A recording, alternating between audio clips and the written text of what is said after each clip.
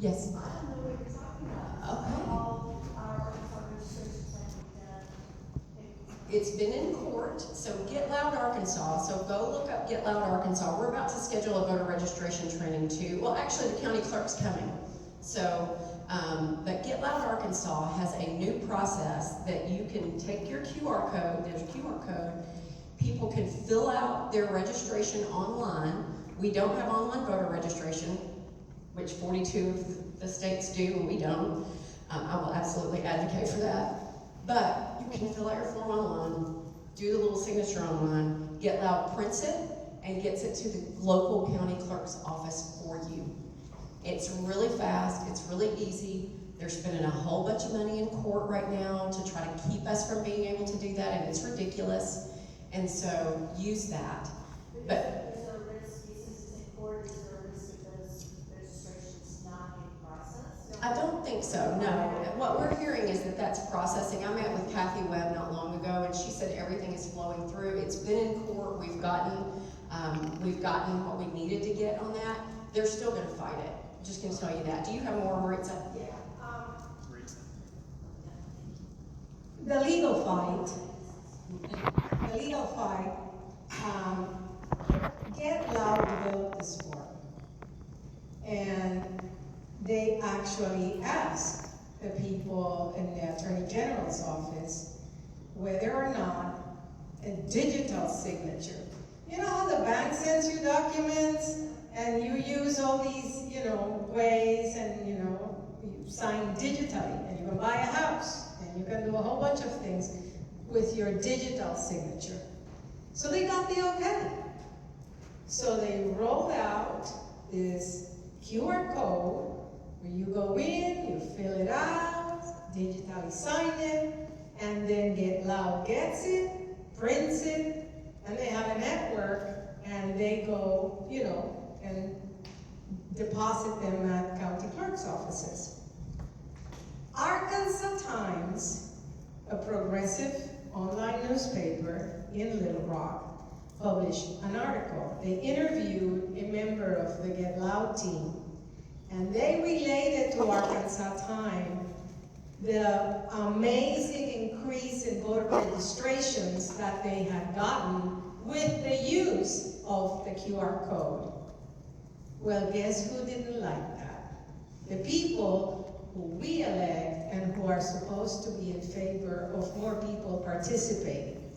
So they issued a directive that only wet signatures, meaning ink on paper, would be accepted. Get Loud went to court. They said, we already got the okay from the government and the lawyers in the Attorney General's office that this was okay. The court said, sorry, there is nothing in the Constitution, there's nothing in Arkansas law that forbids what these people are doing, and digital signatures are fine. So that's where we are. And it's working. Yes, it's working, it's legal. We'll be distributing, we actually will have a campaign to, roll out the use of the QR code. It's a great tool. Yes, thank you. It's good stuff. Other questions? I know y'all got some hard ones. There you go. I have a question for Mr. Love. I know you talked some about wanting to step back from the voucher system that's been in the schools.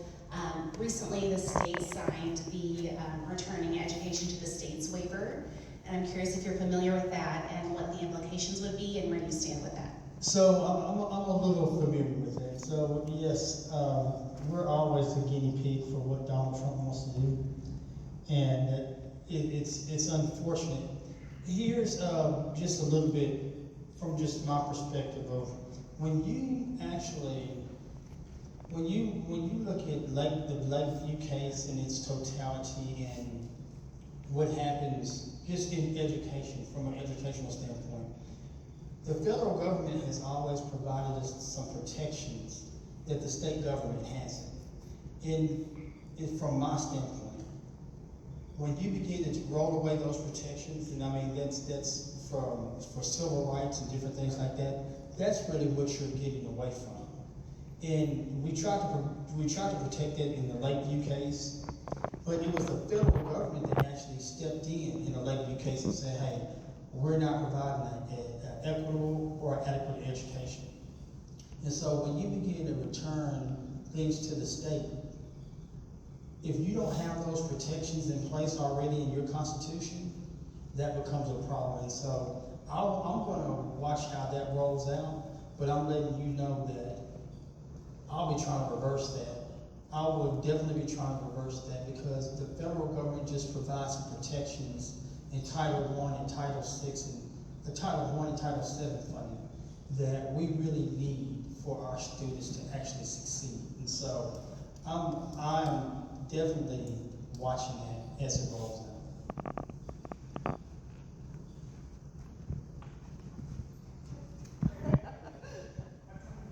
Hi, I have a question for Kelly.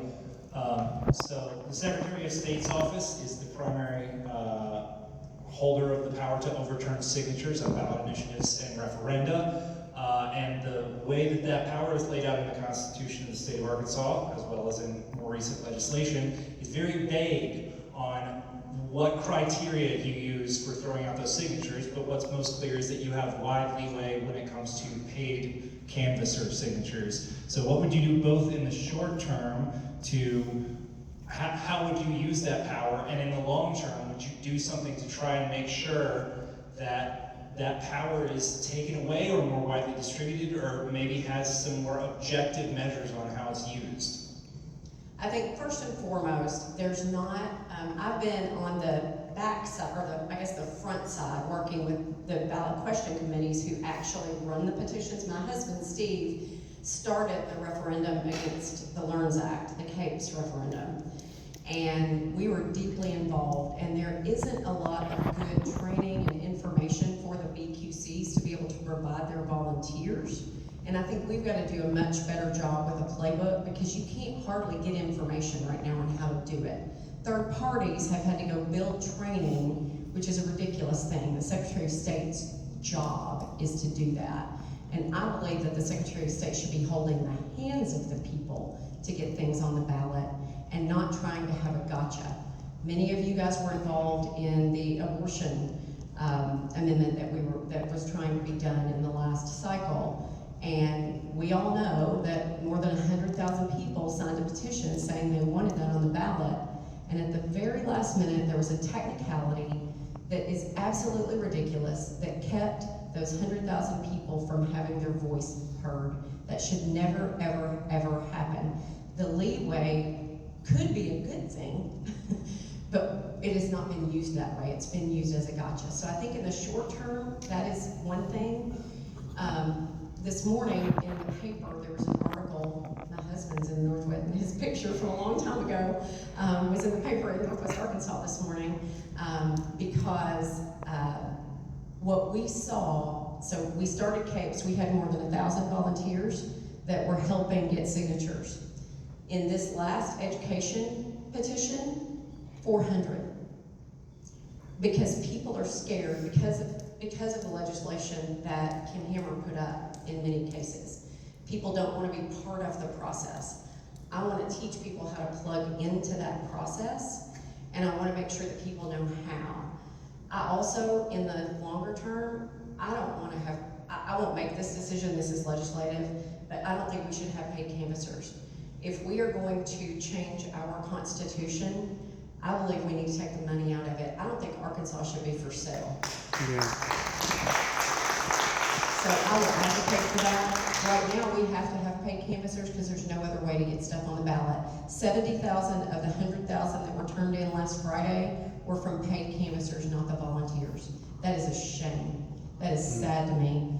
I want to educate people all the way from, I'm going to work with the Department of Ed, and I want to teach kids about the direct democracy process so that they know how to do it. We have, on Tuesday, I'm so excited, we have tomorrow, we are launching our college program, and this is not a College Kelly program, this is a college program to teach young people how to plug into the system and build collective power for whatever the cause is that they want to fight for. I hope it's for me, but whatever it is, data centers, any of the things that they're fighting for, and we